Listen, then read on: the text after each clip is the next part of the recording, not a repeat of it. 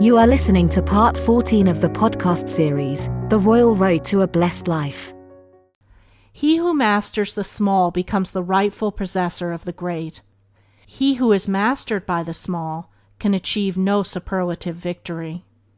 Life is a kind of cooperative trust, in which the whole is the nature of and dependent upon the unit.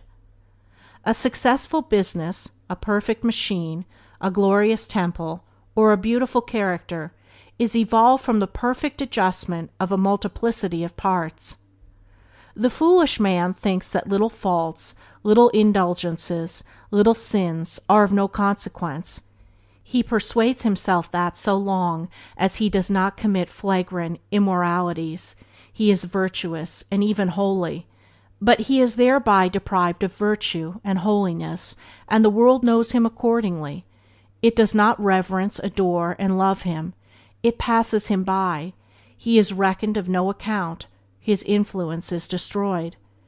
The efforts of such a man to make the world virtuous, his exhortations to his fellow men to abandon great vices, are empty of substance and barren of fruitage. The insignificance which he attaches to his small vices permeates his whole character and is the measure of his manhood. He is regarded as an insignificant man. The levity with which he commits his errors and publishes his weaknesses comes back to him in the form of neglect and loss of influence and respect. He is not sought after, for who will seek to be taught of folly? His work does not prosper, for who will lean up a reed? His words fall on deaf ears, for they are void of practice, wisdom, and experience, and who will go after an echo?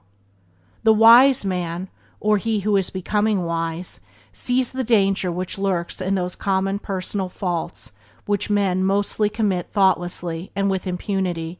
He also sees the salvation which inheres in the abandonment of those faults, as well as in the practice of virtuous thoughts and acts, which the majority disregard as unimportant, and in those quiet but momentous daily quests over self, which are hidden from others' eyes. He who regards his molest delinquencies as of the gravest nature becomes a saint. He sees the far-reaching influence, good or bad, which extends from his every thought and act, and how he himself is made or unmade by the soundness or unsoundness of those innumerable details of conduct which combine to form his character and life, and so he watches, guards, purifies, and protects himself little by little and step by step. As the ocean is composed of drops, the earth of grains, and the stars of points of light, so is life composed of thoughts and acts. Without these, life would not be. Every man's life, therefore, is what his apparently detached thoughts and acts make it. Their combination is himself. As the year consists of a given number of sequential moments, so a man's character and life consists of a given number of sequential thoughts and deeds, and the finished whole will bear the impress of the parts. All sorts of things and weather must be taken in together to make up a year and a sphere.